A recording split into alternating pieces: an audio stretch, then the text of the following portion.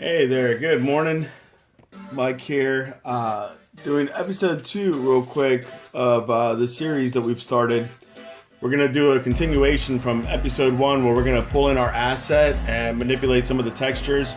A couple friendly reminders: the music that's being played is original music created by me so that these videos don't get flagged for copyright violations with other people's music, and I'm also recording all these episodes through my phone because I don't want to beat the shit out of my hard drive recording video and doing screen captures and editing and all that stuff. I try to reserve all my activities to game development on this PC. So if you don't like the quality, I do apologize sincerely. So we're going to import our asset that we were working on in episode 1, which is our Vehicon. We learned yesterday that iClone 7 pipeline does not like the default material assignments from Blender, and we had some issues grouping, trying to keep all of our segments as individual maps where the pre-assigned texture groups, or materials I should say, from Blender were uniting things like our window layer and our exterior shell for the vehicle, for example, the chassis. So we would try to manipulate things and we just were not getting good results. So we've got our vehicle imported. These are just some quick textures that I slapped on when I was working in 3DXchange to import it, just to verify that we had separation of our texture groups. Because essentially what we did, if you look at the right, we got 5 polygon groups, or meshes if you will, and each mesh represents a different component of our vehicle, so we can do some quick texture mapping to just get some fast results on rendering out our vehicle here for our game. Again, this is going to be used as an asset in my upcoming RPG action adventure game, so this will be rendered on the map. More than likely we'll probably see this at this type of perspective once it actually gets rendered into the game. But sometimes you have cutscenes and you'll need to view your object from different perspectives. So first things first, we're working in iClone 7. So if you're an iClone user and you're following along, you got to pay attention to selecting your shader type. The PBR setting is new to iClone, and I'm not as efficient with that as I am with working in the traditional setting. So I'm going to scroll down and go to opacity just to confirm what object is selected, and this is my, we'll just call it the chassis layer, so it's kind of like the core of the vehicle. So we're going to keep with the theme of having a camouflage. I'm going to switch my shader type to traditional. We're going to go for a matte finish here. So I'm going to scroll down, I'm going to get rid of specular and glossiness, and we're going to do our ambient color in black. So we don't really want any reflectivity coming off of here. Underneath our texture setting, I'm going to activate use sRGB and just kind of darken out our chassis, and then I'm going to select the diffuse. You see, you can select all your different layers of textures. You got AO, opacity, a bump, a specular, reflection. I'm going to highlight my diffuse option, and that'll allow me to just control that one aspect. So, you know, I'll get into further detail on how you can use multiple types of texture maps to create different effects. We might even do a little bit of that with some of the extra components of the vehicle. But what's going to happen is I'm going to go to the UV settings down here. You have the option to rotate your map. I'm going to increase the tiling by, I'm going to make it, I guess, a 5x5. So we just have kind of like a smaller pattern with our camouflage. And then I'm going to go back up here. I'm going to highlight the blend option and double click it to select the blend texture. As far as texture maps, when I was developing Anya Demon Slayer, I literally took 2 months to just take endless photographs and edit them in Photoshop and Paint.net, and just, man, I would just do textures all day long. And basically the result of that is that I have a bunch of textures that I kind of just run to that are my personal textures. I didn't have to get them from anyone. there are a lot of freeware textures out there, but I'm always skeptical about even considering using those because you never know if you have any success. Somebody might come to you with a copyright claim, and it's, you know, just, you don't want to go through any bullshit like that. So we're just gonna maybe blend a simple metallic texture to just try to create a different effect. So we're gonna play with metallic 18. I'm gonna open that, and now juggling between diffuse and the blend options, I can adjust the strength. So if I want to, I can have just my blend option. I'm gonna activate the use sRGB, and you see we now have that metallic texture as our chassis texture. And what we're gonna do is we're gonna highlight the diffuse, which is our camouflage texture, and I'm gonna slowly just increase the intensity of it. So now we've got a darker camouflage pattern, and then I'm gonna take that metallic 18, I'm gonna import it as a bump map. Check this shit out. We're gonna have some fun here. The bump map basically just creates the illusion of textures on your mesh, and you know, when you're doing uniforms and stuff for character animations, you can really take advantage of, you know, bump maps to just create belts and accessories that you don't have to model in 3D. It's a very, very effective way of working. Metallic 18, go, there you are, bitch. All right, so we're gonna import you as a bump map. And now if I started increasing the specular and the glossiness levels, you see it just kind of creates that type of effect. So we're gonna go super high gloss, very low specular, just so we have a soft indication when the light reflects off of it that, you know, this is kind of like a tough, hard material that's just kind of you know, like an older metal that's now been painted in camouflage. And so I think we're gonna leave our chassis there. I'm trying not to make these videos too lengthy, but I'm a talker, so I have a tendency to just keep running my freaking mouth. Shader type, I'm gonna switch to traditional, and I'm gonna activate my use sRGB option, and we'll check with the opacity under material settings. You can see that this is actually how we modeled the inside of the vehicle. You could now make this translucent so you can see the inside of your vehicle, but we're doing this fast, so I'm just gonna leave the opacity at 100%. I'm gonna go to diffuse color and kind of just lower my white level. If I change colors here, you could add a tint to your texture map. All I want to do is just effectively darken the carbon fiber pattern that I use to be the base for our windows. And I'm going to go to the tiling option for the UV settings, and I'm going to tile this at a 5x5. Make sure I got diffuse selected. There we go. Sorry, I was in the wrong tiling section. So underneath the texture settings, go to tiling there, set it to 5x5, and it's just going to make that carbon fiber pattern even tighter. We're gonna kind of rotate our map here. Let's I don't like how I got some weird lines in there. I don't know if I screwed up when I was making the seams for our pattern or what happened, but it's whatevs. So all right, 2x2 looks good for that texture, and now what we want to do is just add some reflection, you know, just to create the illusion that this is that these are windows and not carbon fiber shells. And I just added, this is one of the default reflection layers that come with the iClone Studio. They really do give you a lot for your money, considering I spent over $800, I think, buying Zbrush, yet I got my entire iClone Studio for less than that, if I remember correctly. I don't know, because I bought iClone 6, the full professional version with the 3DXchange, the character creator, and then I did the upgrade to iClone 7. So I'm not sure how much I've invested, but as a developer that needs to work quickly, I'm very happy with this program.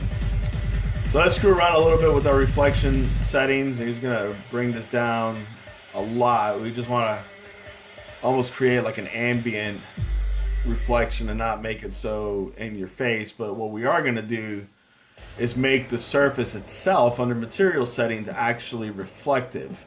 And this is going to be really cool because now we're actually grabbing a reflection from inside the chassis that's reflecting onto the surface of the vehicle. So yeah, it looks really cool. So we kind of just set it right there.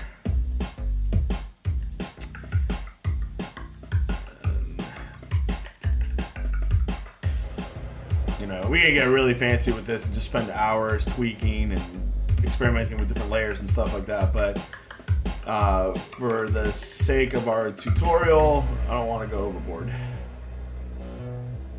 Alright, so now I kind of gave it a high reflectivity here. We kind of created this beveled edge on the glass here, which I'm really digging because I feel like it adds to the vehicle, especially, you know, you always got to consider, you know, what perspective are things going to render from. And if I got it rendering up here, it just has a cool look with how the glass is kind of reflecting there. You can almost imagine that's where the dash kit might come off of.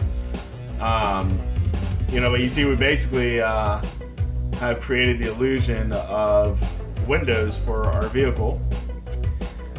So it's looking pretty neato burrito. Just going to repeat the same techniques, and now we're going to do the hubcaps real quick.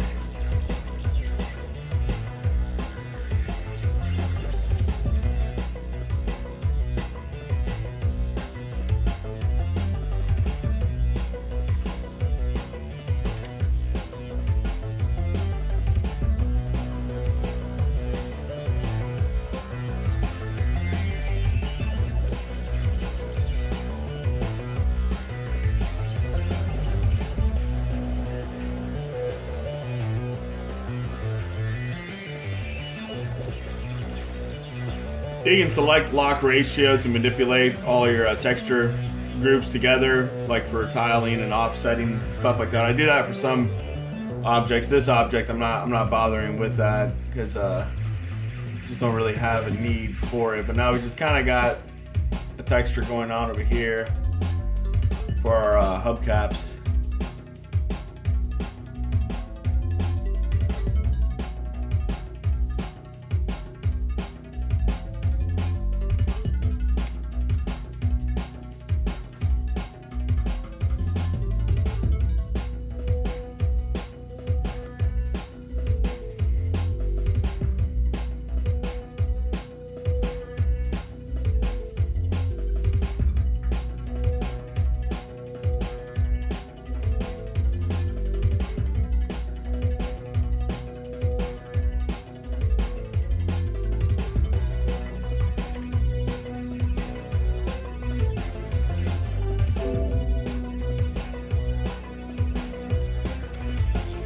Messing with the intensity.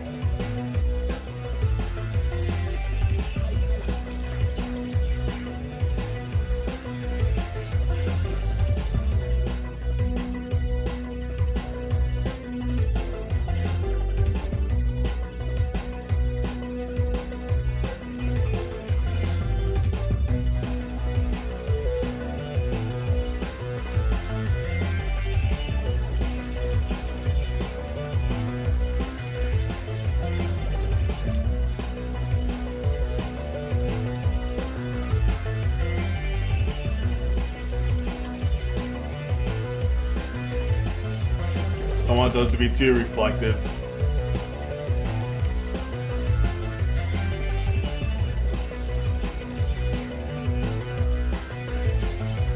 All right, these are the wheels.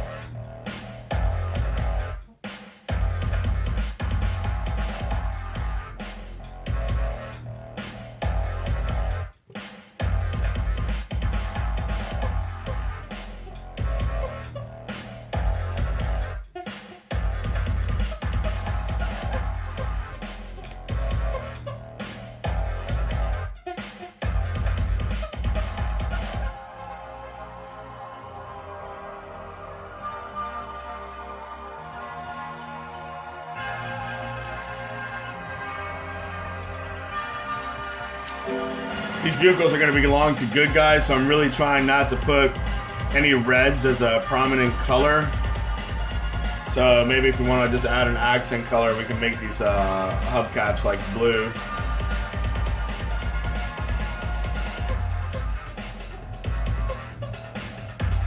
Try to subconsciously communicate to the player that these aren't bad guys. That pretty much does it for you know, entry level, quick texture mapping and just, you know, working fast to create an asset. One of the things I will go over real quick is with iClone, you can add accessories. So I could go and model like some 3D guns and, you know, make some brush grills and some headlights and all sorts of fun stuff like that, and actually attach it to the model. What we're gonna do right now is we're just gonna create some half-ass headlights just to kind of demonstrate how you can effectively take components and just attach them to your model.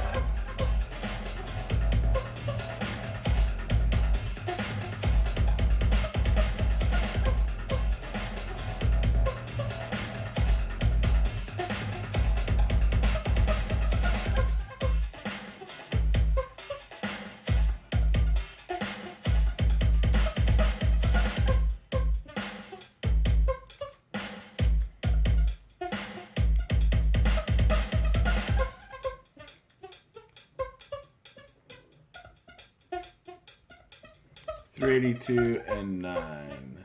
382 and 9. 382 and 9. And then we could keep on going and making accessories here, but basically what I can do is on my left panel, I'm selecting all 4 of the objects I just created. I'm going to right click on them and then select the attach option, and then I'm just going to click on the chassis of our vehicle. And if I did that right, as we're manipulating and placing our vehicle, our headlights now move with it. And just last touch to wrap up this episode, we are going to add a glow.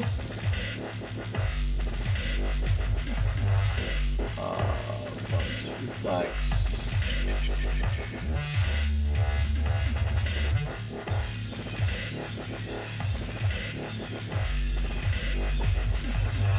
Here we go. iClone has some really cool default textures that we can use, and I think it's communicating well on the camera. I'll zoom in before I end the recording just so you can kind of see how that glow came out. And if you notice, I'm getting rid of the black ambient color setting and switching it back to white, so I get full performance out of the glow setting for my vehicle. And that's basically it. We got some headlights here. They got a soft glow to them, so they'll render real nicely.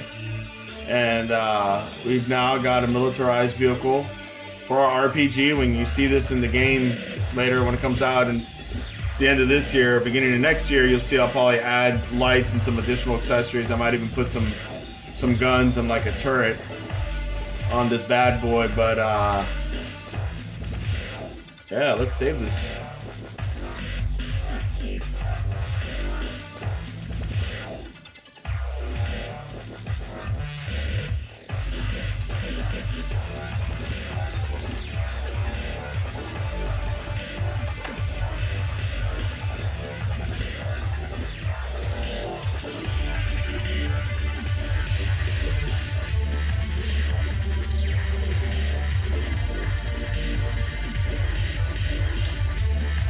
Thanks for watching.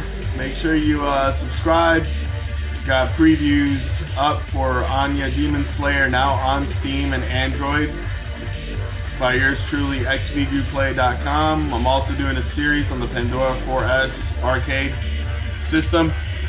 Thanks for watching.